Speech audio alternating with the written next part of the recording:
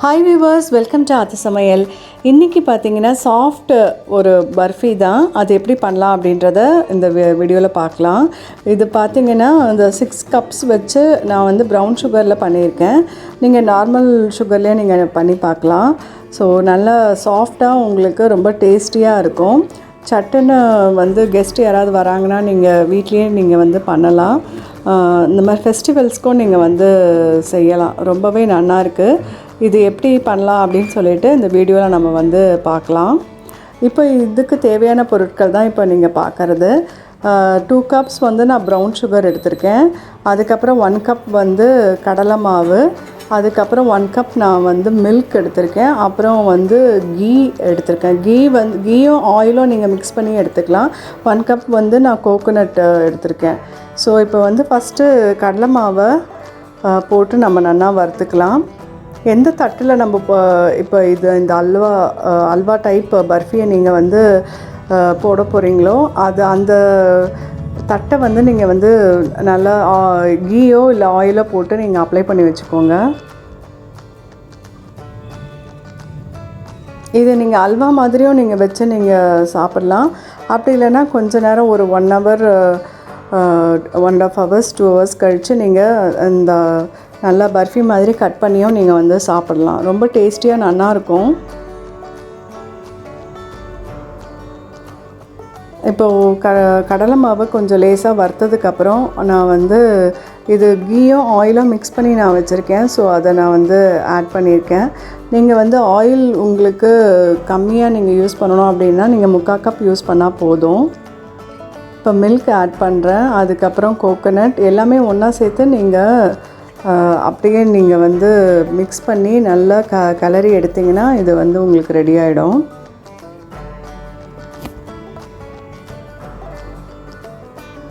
இப்போ கோகோனட் போட்டிருக்கேன். இப்போ இது நல்லாவே மிக்ஸ் ஆனதும் அதுக்கப்புறம் ப்ரௌன் சுகர் நான் போட்டிருக்கேன்.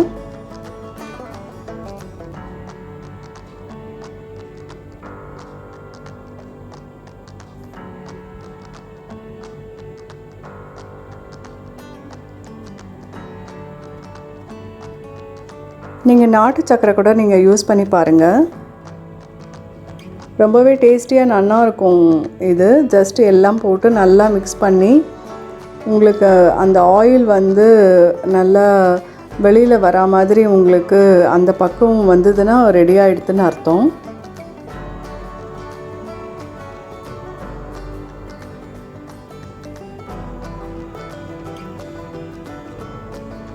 ஜஸ்ட் எல்லாமே போட்டு நீங்கள் இந்த மாதிரி மிக்ஸ் பண்ணி நீங்கள் எடுத்திங்கன்னா உங்களுக்கு இந்த சாஃப்ட் பர்ஃபி ரெடி ஆகிடும்.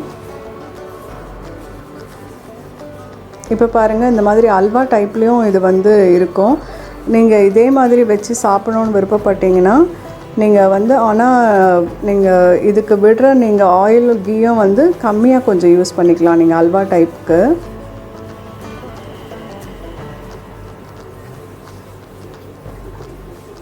இப்போ பார்த்தீங்கன்னா எல்லாமே வந்து சுருண்டு வர்றது. ஆயிலும் வெளியில் நமக்கு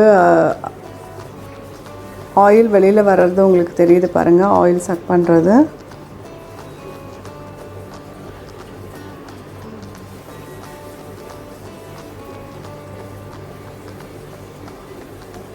ஸோ இது வந்து அவ்வளோதான்.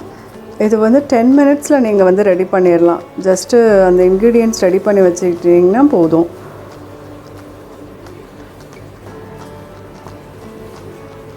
இப்போ பாருங்கள், ஆயில் பிரிஞ்சு வர்றது தெரியறது. ஸோ நீங்கள் நான் விட்ட 1 கப் நான் எடுத்திருக்கேன். நீங்கள் ஆனால் 3/4 வாசி நீங்கள் எடுத்திங்கன்னா போதும்.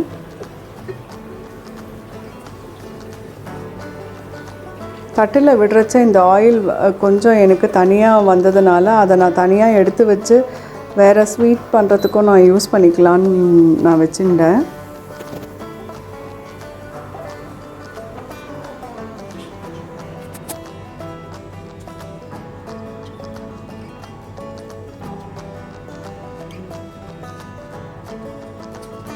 ஸோ அவ்வளோதான். இப்போ பாருங்கள், நல்லா சமப்படுத்தி விட்டிங்கன்னா உங்களுக்கு நீங்கள் ஒரு 1.5 hours கழித்து நீங்கள் கட் பண்ணி எடுத்திங்கன்னா உங்களுக்கு சாஃப்ட் பர்பி உங்களுக்கு வந்து ரெடி ஆகிடும். இதே மாதிரி பண்ணி பார்த்துட்டு உங்களுடைய ரிவ்யூஸ் அண்ட் கமெண்ட்ஸ் எனக்கு கண்டிப்பாக போஸ்ட் பண்ணுங்கள். நெக்ஸ்ட் வீடியோவில் சந்திக்கிறேன். இந்த ஸ்வீட் எப்படி இருக்குது அப்படின்னு சொல்லிட்டு நீங்களும் வீட்டில் பண்ணி பார்த்துட்டு நீங்கள் கண்டிப்பாக உங்களுடைய ரிவ்யூ வந்து எனக்கு போடுங்க, கமெண்ட் செக்ஷனில் போடுங்க.